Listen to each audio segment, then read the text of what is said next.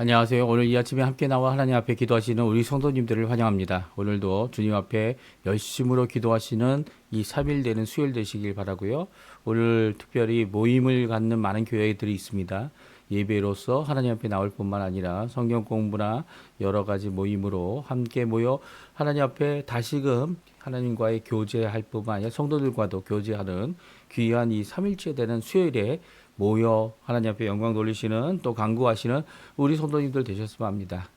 우리 다 같이 이 아침에 합심 기도하시면서 이 아침을 시작하기 원하는데요. 우리가 날마다 반복하여 드리지만 단순한 반복이 아니죠. 하나님 앞에 간절히 우리의 생명, 우리의 소망, 우리의 간절함을 가지고 하나님 앞에 드리는 이 기도 제목 함께 하나님 앞에 기도하시고요. 또 이 아침 기도에 시작하도록 하겠습니다. 같이 기도하겠습니다. 할렐루야. 하나님 아버지 감사합니다. 오늘 주님 앞에 나와 기도하며 이 아침을 시작하도록 하시는 하나님 아버지께 감사와 찬양을 돌립니다. 특별히 하나님의 나라 하나님의 영이 하나님의 영광을 먼저 구하는 우리의 이 제자된 삶이 예수 그리스도의 제자로서 예수 그리스도를 따르고 예수 그리스도를 높이며 예수 그리스도의 말씀을 따라 그 말씀을 기억하고 그 말씀에 순종하도록 하시는 아버지께 감사와 찬양을 돌립니다. 특별히 우리가 함께 모여 이 구원받은 자들 예수님을 나의 구주로 예수님을 따르는 모든 자들이 모여 교회를 세우고 교회를 회복하는 모든 과정 가운데 그리스도와의 연합이 살아있는 교회의 연합, 교회의 회복을 이루게 허락하여 주시고 전쟁들의 멈춤과 예수 그리스도의 교회가 하나님의 평강을 회복하는 이 땅의 평화의 복음을 전하는 귀한 역사가 있도록 주님 허락하여 주시고 교회 사역 훈련 과정에 속한 모든 사람들이 진정 예수님만을 따르는 그리고 또 많은 사람들을 주께로 이끌게 하는 귀한 주님의 놀라운 역사, 특별히 교회가 와서 볼 수 있는 장소가 되게 해주시고 와서 예수님의 살아계심을 또 하나님의 놀라운 사랑하심을 또 우리의 가운데 은혜가 풍성함을 성령의 충만함이 가득한 귀한 말씀이 충만한 우리가 되도록 주님 허락하여 주시옵소서. 구국기도로 우리 조국 대한민국을 위해 기도합니다. 구국기도로 이 아르헨티나를 위해 기도합니다. 주님 이제까지 한국교회 우리 조국교회가 자유 평화 통일을 위해 간절히 간구하고 위정자들을 위해 간절히 간구하는 이 모든 내용들이 주님 앞에 응답받도록 허락해 주시고 특별히 이 아르헨티나를 위해 기도하는 가운데 신앙회복과 영적 복음을 위하여 기도하고 있사오니 주님 이 작은 우리들이 모여 하나님 앞에 드리는 기도지만 하나님이 받으실 만한 이 기도가 아버지 하나님 위정자들 바꾸고 우리의 삶을 평강에 이르게 하시고 또 아버지 하나님 진정 경제적인 회복뿐만 아니라 신앙 회복과 영적 복이 일어나는 귀한 역사가 있도록 허락하여 주셔서 우리 여기 있는 한인 교포교회 교포사회 교포청년들을 위해 또 우리 부모님들 연약하고 약한 아버지 하나님 몸과 마음을 주님께서 붙들어 주셔서 하나님 앞에 영광 돌리며 사는 우리가 되도록 허락하여 주시옵소서. 다 같이 사도신경으로 우리의 신앙을 고백하시면서 2026년 2월 4일 수요일 아침 기도회를 하나님께 드리겠습니다. 전능하사 천지를 만드신 하나님 아버지를 내가 믿사오며 그 외아들 우리 주 예수 그리스도를 믿사오니 이는 성령으로 잉태하사 동정녀 마리아에게 나시고 본디오 빌라도에게 고난을 받으사 십자가에 못 박혀 죽으시고 장사한 지 사흘 만에 죽은 자 가운데서 다시 살아나시며 하늘에 오르사 전능하신 하나님 우편에 앉아 계시다가 저리어서 산자와 죽은 자를 심판하러 오시리라. 성령을 믿사오며 거룩한 공예와 성도가 서로 교통하는 것과 죄를 사해 주시는 것과 몸이 다시 사는 것과 영원히 사는 것을 믿사옵나이다. 아멘. 우리 조금 전에 반주로 들었던 찬양 은혜로다 시작됐네. 우리 가운데 은혜로 일하시는 하나님을 찬양하고 그 은혜 가운데 이 고백하는 또 시작되었던 이 은혜의 시대를 하나님 앞에 고백하는 귀한 찬양인데요. 같이 하나님께 찬양 드리겠습니다. 시작됐네 우리 주님의 능력이 시작됐네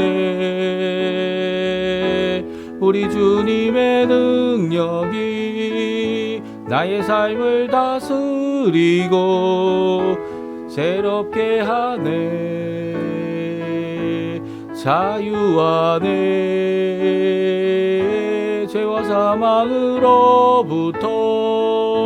나의 삶은 변하고 난 충만하네 은혜로다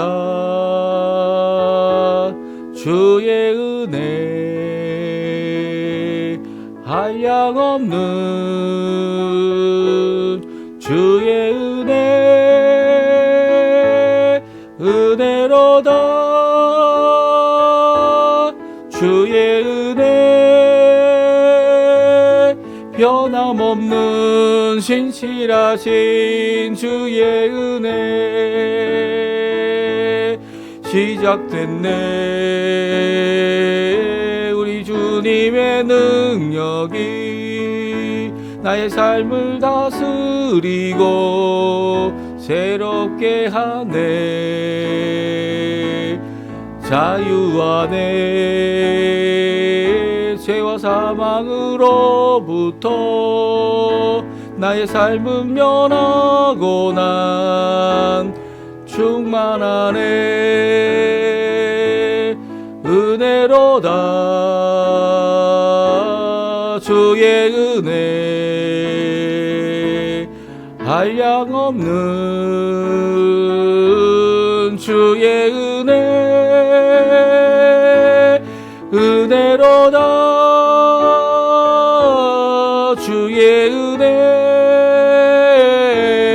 변함없는 신실하신 주의 은혜. 아멘. 오늘 이 아침에 같이 읽기 원하는 하나님 말씀은 요한복음 2장입니다. 요한복음 2장 1절에서 12절까지 말씀을 같이 읽겠습니다. 우리 같이 읽습니다. 사흘째 되던 날 갈릴리 가나에 혼례가 있어 예수의 어머니도 거기 계시고 예수와 그 제자들도 혼례의 청함을 받았더니 포도주가 떨어진지라. 예수의 어머니가 예수에게 이르되 저들에게 포도주가 없다 하니 예수께서 이르시되 여자여 나와 무슨 상관이 있나이까? 내 때가 아직 이르지 아니하였나이다. 그의 어머니가 하인들에게 이르되 너희에게 무슨 말씀을 하시든지 그대로 하라 하니라. 거기에 유대인의 정결 예식을 따라 두세 통 드는 돌 항아리 6이 놓였는지라. 예수께서 그들에게 이르시되 항아리에 물을 채우라 하신즉 아귀까지 채우니 이제는 떠서 연회장에게 갖다 주라 하시매 갖다 주었더니 연회장은 물로 된 포도주를 맛보고도 어디서 났는지 알지 못하되 물 떠온 하인들은 알더라. 연회장이 신랑을 불러 말하되 사람마다 먼저 좋은 포도주를 내고 취한 후에 낮은 것을 내거늘 그대는 지금까지 좋은 포도주를 두었도다 하니라. 예수께서 이 첫 표적을 갈릴리 가나에서 행하여 그의 영광을 나타내심에 제자들이 그를 믿으니라. 그 후에 예수께서 그 어머니와 형제들과 제자들과 함께 가버나움으로 내려가셨으나 거기에 여러 날 계시지 아니하시니라. 아멘. 오늘 이 아침에 함께 나와 하나님 앞에 기도하시는 우리 성도님들에게 하나님 아버지의 사랑, 예수 그리스도의 은혜, 성령 하나님의 충만하심이 가득한 귀한 이 아침 시간 되시기를 간절히 축원드립니다. 예수님이 한 첫 번째 기적이 무엇일까? 이것은 이제 많은 학자들과 신학자들도 다 앞다투어서 이것이 첫 번째일 거다, 저것이 첫 번째일 거다 이렇게 이야기하기도 하지만 요한복음을 기록한 사도 요한은요, 이 첫 번째 기적은 예수님의 사역이 시작되지 않은 상태에서 어떻게 보면 공생애라고 우리가 얘기하죠. 물론 예수님의 공생애가 세례를 받은 이후로부터 시작되었다 우리는 생각되지만 오늘 말씀은 가나 혼인 잔치에 있는 예수님께서 그곳에 문제였던 포도주가 없음을 그의 어머니 예수의 어머니인 마리아를 통해 듣고요. 또 예수의 어머니인 이 마리아가 이 예수님에게 요청하여 그것을 이룰 때에 자신의 때가 아직 이르지 않았다라고 하는 이 표현 가운데 아직 공생애를 시작하고 있는 것이 아니다라는 의미를 말씀하고 있는 것처럼 보입니다. 그래서 아직 때 이른 기적이라고 할 수 있는, 그러니까 영순이죠. 어떻게 보면 첫 번째 기적, 오늘 본문에도 이제 사도 요한은 이것이 첫 번째다 이렇게 말씀하고 계시지만 아직 때가 이르지 않은 상황 가운데 이 하셨던 이 가족을 위한 기적, 한 부부, 결혼하는 자들을 위해 기적뿐만 아니라 자기의 어머니인 마리아에게 순종하여 그 요구를 때가 아니 되었는데도 이루시는 이른 기적, 때 이른 기적이 저는 이제 때 이른 기적, 아주 영순위의 기적을 오늘 가나 혼인 잔치를 통해 우리에게 주고 있는 모습을 보게 됩니다. 그래서 가나 혼인 잔치가 어떤 의미를 갖고 있는지 어떻게 보면 이게 앞에서 제자들을 만나 오지 않았습니까? 그 제자들을 이 세례 요한을 통해 세례를 받으시면서 이 성령이 임하였고요. 또 그 임한 성령님의 역사를 본 이 세례 요한이 예수님이 바로 성령 세례를 주실 메시아 되시는 분이다 이렇게 증거했습니다. 이 세례를 받았던 첫 번째 날이 지나고 그 다음 날에는 다시 한번 예수님이 거기에 거니시는 것을 보고 예수님께서 바로 하나님의 어린 양, 우리의 죄를 지고 가시는 하나님의 어린 양이라는 증거를 할 때 두 제자가 예수님을 따랐죠. 그 제자들을 통해 그 두 제자 중에 한 제자가 안드레스였는데 그 안드레스를 통해서 이 시몬도 또 예수님이 직접 빌립도 이 나다나엘도 이렇게 그들을 부르셔서 제자 삼으셨습니다. 이게 첫 번째 제자들인데 이 제자들 가운데서 이제는 그들과 함께 거하고 이 예수님도 와봐라, 제자들도 와봐라, 예수님 여기 계시다 라고 하는 귀한 전도의 역사를 통해 그들이 주님께로 헌신된 참된 첫 번째 제자들이 되어졌고요. 그리고 또 사도들이 결국은 되어졌습니다. 이런 가운데 예수님께서 이 가난 혼인잔치에 간 거죠. 그것을 우리 성경은 세 번째 날이라고 얘기합니다. 세 번째 날, 우리가 이제 와보라, 어제 읽었던 내용이고요. 그리고 이 세 번째 날 되는 날, 그러니까 예수님이 세례를 받으신 지 세 번째 날이죠. 그날에 가나 혼인잔치에 가셔서 거기서 이런 귀한 기적을 보여주고 있는데요. 우리 1절에서 5절까지 말씀을 같이 한번 읽어보겠습니다. 네, 사흘째 되던 날 갈릴리 가나에 혼례가 있어 예수의 어머니도 거기 계시고 예수와 그 제자들도 혼례에 청함을 받았더니 포도주가 떨어진지라 예수의 어머니가 예수에게 이르되 저들에게 포도주가 없다 하니 예수께서 이르시되 여자여 나와 무슨 상관이 있나이까 내 때가 아직 이르지 아니하였나이다. 그의 어머니가 하인들에게 이르되 너희에게 무슨 말씀을 하든지 그대로 하라 하니라. 그렇습니다. 1절에 보게 되면 사흘째 되던 예수님이 세례를 받으시고 그 후에 3일째 되는 날에 갈릴리 가나에 혼례잔치가 있었다라고 말씀하고 있어요. 그래서 예수님의 어머니도 거기 계셨고 예수와 그 제자들도 청함을 받아 거기에 참석하고 있다라고 오늘 1절과 2절을 통해 말씀해 주고 있어요.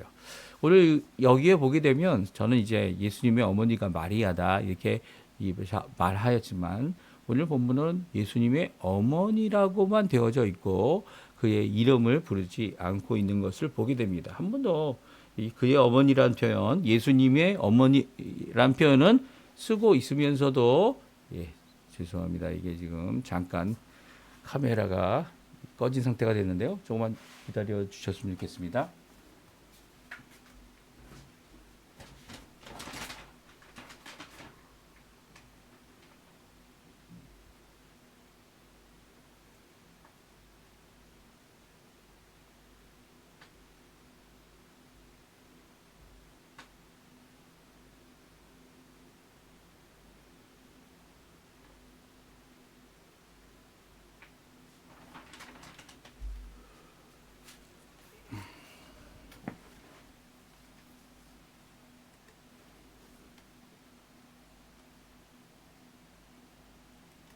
네, 다시 이제 들어왔는데요.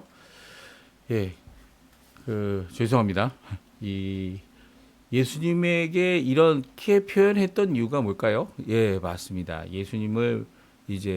예수님께서 십자가에 달려 돌아가시면서 이 가상칠언 중에 하나가 바로 사도 요한에게 예수님의 어머니를 맡기고 있는 예수님의 이 말씀을 우리가 기억할 겁니다.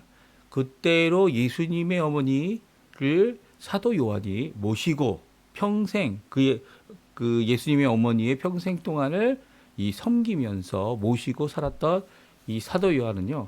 사도 요한이 에베소라는 곳에서 교회 사역을 할 때에도 그 어머니를 모시고 이게 살았다라는 기록이 역사적인 책을 통해서 그것을 통해서 우리에게 전해지고 있습니다. 그러니까 이 어머니 예수의 어머니를 자신의 어머니로 모시고 살았던 사도 요한이 이 첫 번째 기적을 기록할 수 있었다. 그리고 또 그분은 예수의 어머니이시다라는 것을 분명히 기록하고 있는 것을 보게 됩니다. 그러니까 이 지금 어떻게 보면 몇몇 사람만 알고 있고 체험하였던 그리고 같은 체험을 했음에도 불구하고 아직 때가 이르지 않아서 그들에게까지도 확연히 이 드러내어 나타나지 않았던 이 기적인 가나 혼인 잔치. 그래서 사도 요한이 쓴 요한복음에만 기록되어져 있는 이 기록을 하고 있음을 분명히 말하고 있죠. 이 가나에서 있었던 혼례 잔치, 혼인 잔치 가운데 문제가 생겼습니다. 그것은 이 음료수가 떨어진 겁니다. 더 이상 포도주가 없었죠. 그래서 예수님에게 가서 예수님의 어머니가 말합니다. 저희들에게 포도주가 없다. 그때 예수님께서 참 이상한 대답을 하세요.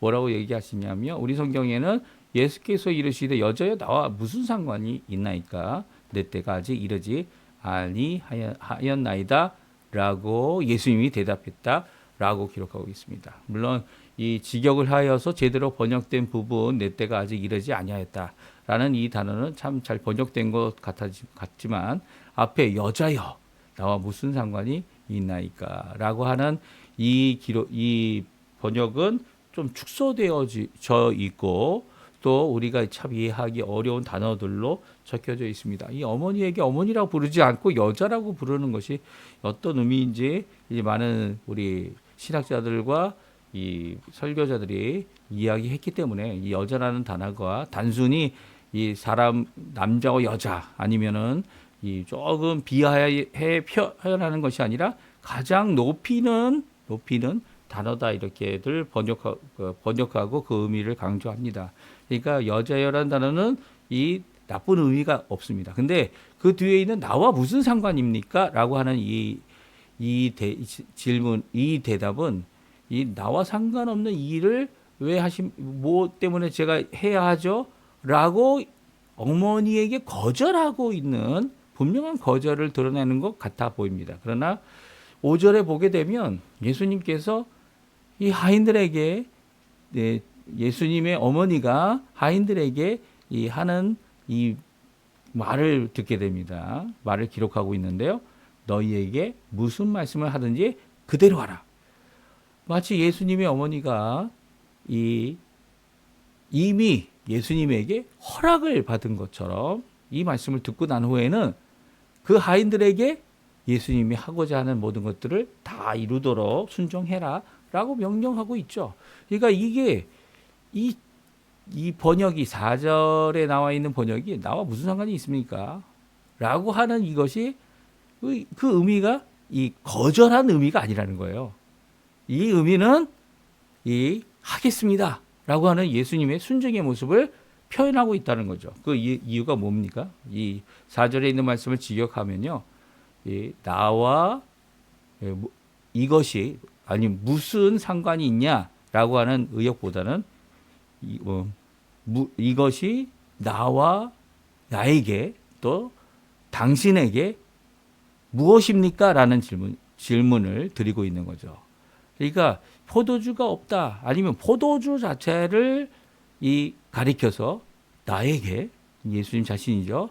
그리고 어머니인 당신에게 무슨 의미가 있느냐라고 질문을 했던 겁니다. 그러니까 상관이라는 의미에서 이야기할 때 나 자신만을 의미하는 것이 아니고 포도주가 있고 없음과 관련되어서 어머니에게 가진 의미 그리고 나에게 가진 의미가 다릅니까? 같습니까?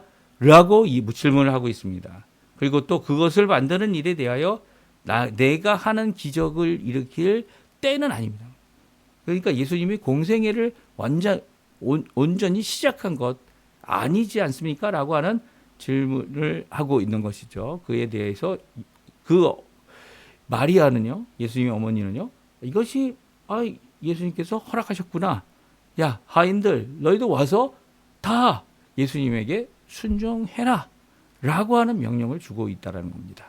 그러니까 예수님은 예수님은 기적을 일으키실 거야. 이 부족한 포도주를 해결해 주실 거야 라고 마리아는 이해하고 있었다는 거죠. 그러니까 이 마리아가 그렇게 이해할 수 있는 이유가 뭡니까? 이제 예수님께서 출가하셔서 뭐 결혼을 하셨든지 아니면 출가한 후에도 이 어머니를 공양하고 부모님을 공양하는 것은 마땅한 일이죠. 근데 아직 공생애로 하나님의 일을 전적으로 이루는 그 시작을 하는 쯤에 아직 때가 이르지 않았다는 이 편을 통하여 예수님은요, 그 어머니에게 전적으로 순종했던 모습을 우리에게 잘 보여주고 있습니다. 그러니까 이 어머니를 모시고 살아가는 귀한 모습을 보여주면서도 한편으로 또한 어머니의 요구를 순종하여 이 귀한 역사를 이루고 있는 것이죠. 그렇다고 뭐 어머니의 권한에 이 어머니를 모시고 사는 그것보다 더 어머니를 신성으로 이 하나님의 귀한 성모 마리아라고 하는 그런 의미로 순종했다는 게 아닙니다. 이게 어머니를 공양하고 어머니의 필요를 채워주며 어머니의 걱정을 또 어머니의 의견을 다 받아들이고 수용했던 귀한 아들로서의 예수님의 모습을 우리에게 보여준 편인 거죠. 그러니까 어머니에게 무슨 의미가 있습니까? 그 의미가 나에게도 무슨 의미입니까? 라는 질문은 어머니의 필요와 어머니의 뜻을 내가 순종하겠습니다. 아직 내 때는 이르지 않았지만 때에 이른 이 기적을 이루겠다고 하는 예수님의 고백이라고 볼 수 있죠. 이 고백 가운데 예수님의 어머니는 이 하인들에게 그래서 바로 예수님이 명령하는 것 다 순종하라라는 것을 말씀해 주고 있죠. 가나 혼인잔치의 또 하나의 특징은요, 이 때에 이른 이 기적인데 제한적인 사람들만 그 기적을 알아볼 수 있었고요. 그리고 결국은 믿게 되었다라고 말씀하고 있습니다. 누가 알아봅니까? 연회장이 알아봅니까? 신랑이 알아봅니까? 신부가 알아봅니까? 물론 예수님의 어머니는 당연히 그 일에 이렇게 된 것을 알았을 겁니다. 근데 9절에 보게 되면 특별히 이 일을 순종했던 예수님의 명령을 순종했던 하인들이 알고 있었다 말씀하고 있죠. 9절 보게 되면 연회장은 물로 된 포도주를 맛보고도 어디서 났는지 알지 못하되 물 떠온 하인들은 알더라.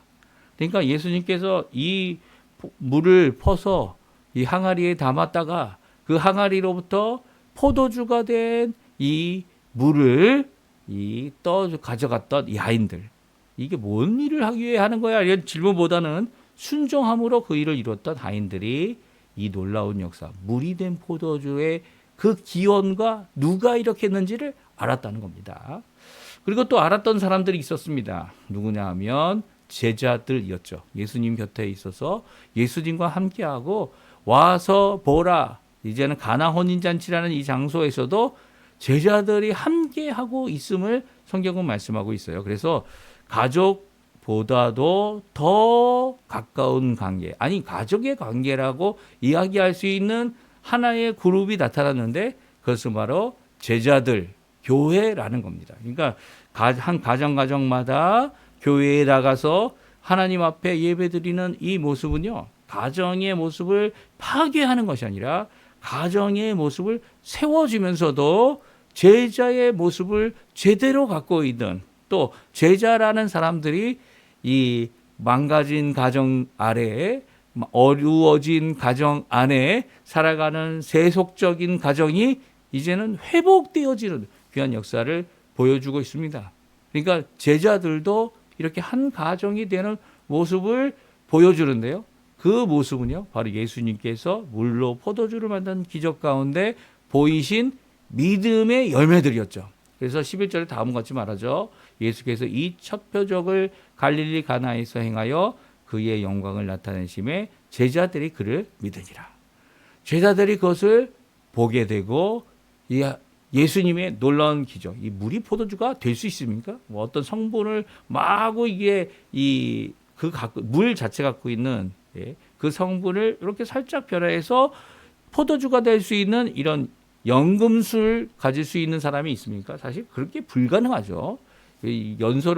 원소적인 것을 보면 H2O 아닙니까? H2O가 포도주가 되려면요, 단맛을 갖거나 아니면 이런 열을 갖고 있는 탄소적인 것을 가져야 돼. 그런 게 없죠. 없어요. 전혀 없습니다. 그런데 거기에 포도주로 바뀌었고 최상의 것으로 바뀌게 하는 귀한 역사, 알코올 성분도 들어가게 하는 귀한 역사를 예수님께서는 이루신 거죠. 우리의 삶 가운데 이 무색과 무치와 무미의 삶을 살 수밖에 없는 이 땅의 삶이지만 예수님을 믿고 제자가 되어지며 예수님을 믿고 예수님과 동행하며 예수님에게 허락받은 귀한 이 가정의 복은요, 이 귀한 사람들의 마음을 즐겁게 해주는 귀한 이 음료수가 되는 그것으로 인해 큰 기쁨이 넘칠 뿐만 아니라 어떻게 됩니까? 이 첫 번째 기적, 때에 이른 기적의 놀라운 역사를 통해 예수님의 영광을 드러내는 하나님의 이 단체, 하나님께서 만드신 이 첫 번째 단체죠. 이 가정의 모습이라는 거죠. 그 가정이 이 예수님 때문에 회복되어지고 이 가정이 믿음으로 나아가는 제자가 될 때에 온전히 하나님 앞에 영광을 드러내게 되는 놀라운 기적의 삶을 살게 된다는 겁니다. 오늘 이 말씀은 우리에게 큰 도전이 되죠. 왜 그렇습니까? 우리가 서로 사랑해서 결혼하거나 옛날처럼 이때처럼 서로 사랑한다는 그런 마음이 없을지라도 이 혼례라는 서로 이 약조한 것을 따라 결국은 혼례까지 가고 또 혼례를 통해 이 부부의 삶을 통해 사랑을 키워나가는 이 모든 관계는요, 이게 어떻게 보면 하나님이 원하시는 큰 기적이 있는 곳이죠. 하나님의 큰 섭리가 있는 겁니다. 생육하고 번성하고 그리고 또 땅이 충만하라. 그리고 주셨던 그 복 가운데 이 귀하게 이 다스리고 그리고 지배하라라고 하는, 정복하고 지배하라는 이 복된 역사가 바로 이 가정이라는 거 하는 혼례를 통하여 그들에게 주고 있죠. 그러나 그런 일을 이룰 수 있는 것은 지금 죄인으로 살아가는 우리들에게 있어서는 참으로 모자란 것 투성입니다. 그렇죠? 그런데도 불구하고 이런 기적은 예수님이 그 가정의 주인이 되고 예수님이 들어오셔서 이렇게 무미, 무치, 무색한 우리의 그리고 또 우리의 삶을 변화시키는 귀한 모습을 통하여 하나님의 큰 기적, 하나님이 원하시는 변화와 영광을 돌리는 귀한 삶을 살게 하고 제자된 삶을 제대로 살게 하며 가정도 세워주시죠. 이걸 22절을 보게 되면 아주 잠시 잠깐이지만 여러 날 함께 하지 못했지만 여러 날 쭉 하지 못했지만 이제 공생애를 시작하는 예수님께서 그의 어머니와 제자들이 함께 있는 이 가정과 제자들이 함께 있는 귀한 모습을 보여주고 계십니다. 가버나움에서 함께 지내며 하나님 앞에 영광 돌렸던 그리고 또 서로를 인정했던 귀한 모습이 우리에게 기록되어져 있죠. 그래서 하나님의 가족, 물론 나중에 가서는 이런 일이 계속 이어지지 못하고 어떻게 됩니까? 예수님이 이 행하는 일 때문에 좋게 소문이 난 것도 있었지만 이 나쁘게 난 소문 때문에 예수님의 어머니와 동생들이 와서 예수님을 모셔가려고 하는 그런 일도 있었지만 그때 예수님이 뭐라고 하십니까? 이 제자들, 내 앞에 있는 이 사람들이 바로 나의 어머니요, 나의 이 형제들이다, 나의 가족들이다 라는 표현을 씀으로써 이제는 이 가족이 가져야 될 의미, 이 단순히 아들로서가 아니라 예수님이 주님이시고 메시아이시기 때문에 이제는 메시아로 모셔드리는 일이 있어야 된다는 것을 강조하죠. 이런 모습이 예수님의 어머니 마리아에게 있게 됩니다. 그렇죠? 예수님이 십자가에 달려 돌아가시면서 그 앞에까지 나아갔던 이 마리아뿐만 아니라 이 열심히 예수님의 사역에 헌신 봉사했던 여자들이 그 앞에서 울고 있을 때 예수님이 이 사도 요한에게 너희 어머니다 맡기는 모습, 더 나가서는 이 울고 있는 사람들에게 너 나를 위해 울지 말고 이 예루살렘을 위해 울어라라고 했던 이 모습들은 바로 믿음의 행보를 통해 하나님의 가족이 된 이 제자들에게 주고 있는 귀한 말씀이고요. 그 열심히 봉사하고 섬겼던 이 여인들에게 주었던 복된 말씀입니다. 오늘 이 말씀 우리에게 주시는 귀한 가정에게 주는 말씀이에요. 그래서 이 가정이 정말 어렵지 않습니까? 이 예수님 없이 자기의 가정을 어떻게 지켜보려고 하는 가장의 역할을 하는 남자도 어렵고요. 그리고 또 함께 일하면서 한편으로 답답해하는 이 아내의 역할도 너무나도 어렵습니다. 그 반대로 이 하나님이 정하신 것의 틀을 넘어서 그 법을 넘어서 그 한계를 넘어서 가정을 깨어지게 하는 이런 모습 가운데 자라나는 어린이들의 이 아이들의 모습 또한 너무나도 불쌍하죠. 그들의 깨어지고 그리고 어디에 의존하지 못하는 그래서 불안한 모든 것들이 가지고 있는 그 아이들을 어떻게 살릴까 이렇게 고민할 때 오늘 가나 혼인잔치는 우리에게 하나님의 가족 그리고 하나님이 원하시는 제자의 모습을 가져야 하므로 회복이 얼마든지 가능하다. 예, 얼마든지 하나님의 능력으로 회복하는 귀한 가정의 모습을 그리스도인들을 통해 예수님의 제자들을 통해 보여주신다. 그리고 또 그런 일이 일어날 것이다. 물론 기독교이다라고 말하면서도 이런 일이 일어나지 않는 것도 우리가 지켜보는 일입니다. 하지만 그럼에도 불구하고 이 일을 이루실 그 하나님 앞에 우리 또한 열심히 이 마리아 예수님의 어머니처럼 열심히 기도하고 주님의 뜻대로 이루실 그것을 바라보며 결국 믿음과 영광을 돌리는 귀한 삶을 우리가 살아야 됨을 말씀해 주고 계시죠. 오늘 이 말씀 잘 기억하시고요. 함께 기도하시면서 이 아침 기도에 마치겠지만 우리의 가정을 위해 또 깨어지고 힘들어하는 가정들을 위해 그리고 또 자신의 이런 모습 가운데 결국은 더 도망갈 데가 없어서 힘들어하는 모든 사람들에게 이것이 하나님이 주신 귀한 은혜의 시간이고 또한 그 짐도 넉넉히 질 수 있다라고 하는 귀한 메시지를 우리에게 주고 있는 회복의 메시지를 주고 있는 이 메시지를 함께 전하고 또 그들을 위해 기도하는 우리가 되었으면 합니다. 우리 합심하여 기도하시면서 이 아침 기도에 마치도록 하겠습니다. 같이 기도하겠습니다.